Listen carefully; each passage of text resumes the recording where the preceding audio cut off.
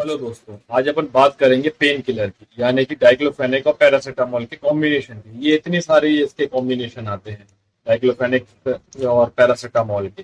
लेकिन आज अपन इसके मोड ऑफ एक्शन के बारे में बात नहीं करेंगे कि ये कैसे काम करती है। आज अपन बात करेंगे कि ये इतनी सारी जो पैकिंग आती है, और हर गोली आपने देखा होगा कि अलग अलग एमआरपी की आती है। कई बार आपके दिमाग में भी आया होगा कि ये दर्द की गोली ही तो है, लेकिन ये एक ही एमआरपी पे क्यों नहीं आती है।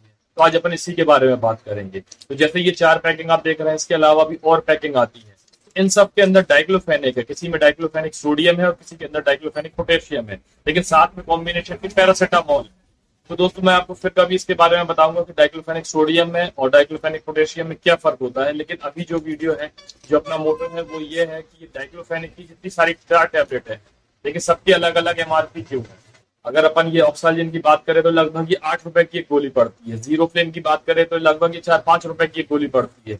लेकिन ये एक ये मानू है और ये टूटा पार है। यहाँ इस साइड के लोकल एरिया में ज्यादा चलती है, इसकी डिमांड आती है, लेकिन ये 1 रुपए की एक गोली है। जबकि कॉम्बिनेशन वही है, डाइक्लोफेनिक इसमें भी है पैरासीटामोल के साथ और डाइक्लोफेनिक इसमें भी है पैरासीटामोल के साथ।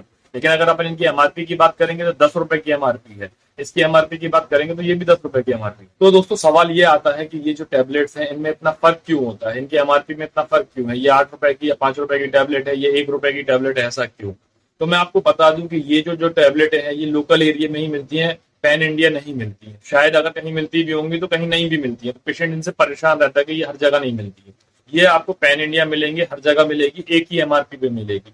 और सबसे बड़ा इसका ये जो रीजन इनके महंगे होने का, कि इनका एडवर्टीजमेंट भी होता है। एमआर आते हैं या इनके रिप्रेजेंटेटिव आते हैं, या और जो इसके दूसरे जो इनके जो मार्केटिंग करने की स्ट्रेटेजी होती है, इनसे कहीं ज्यादा होती है। इनकी कोई मार्केटिंग नहीं होती है। और दूसरा बात, इनकी कोई जो एक्सपायरी होती है वो कभी रिटर्न नहीं होती। मतलब अगर आपने एक बार परचेस कर लिया, जैसे हम मेडिकल है, हमने इसको परचेस कर लिया, तो अब इसकी एक्सपायरी रिटर्न नहीं होगी, ये हमारा ही हो गया। और आपको एक बात और बता दूं दोस्तों, जो इनकी एमआरपी में इतना फर्क आता है, ये फर्क आता है कई बार मैन्युफैक्चरिंग प्रोसेस से भी। जैसा कि आपको एक छोटा सा एग्जांपल देता हूँ कि लोग बाग चाय पीते हैं, बहुत सी जगह, कई जगह की चाय फेमस होती है, कई जगह की चाय फेमस नहीं होती है।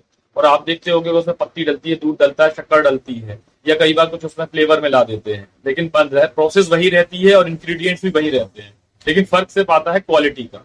तो ये क्वालिटी की वजह से भी कई बार उसकी एमआरपी बढ़ जाती है, तो और जो उसकी क्वालिटी होती है, एफिकेसी होती है, वो भी बढ़ जाती है, या कभी कई बार उसमें कम भी हो जाती है।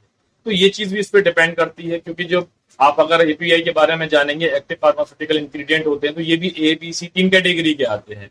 तो इस कैटेगरी का जो माल परचेस करते हैं, उसके हिसाब से भी इनकी मैन्युफैक्चरिंग के अकॉर्डिंग इनके एमआरपी में बहुत फर्क पड़ता है।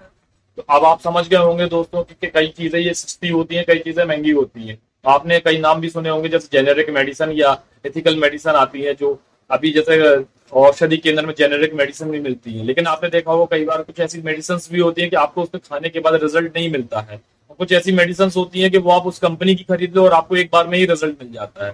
तो यहाँ मैन्युफैक्चरिंग का भी बहुत बड़ा रोल होता है, जो उसकी प्रोडक्ट की क्वालिटी और एफिकेसी को बनाता है।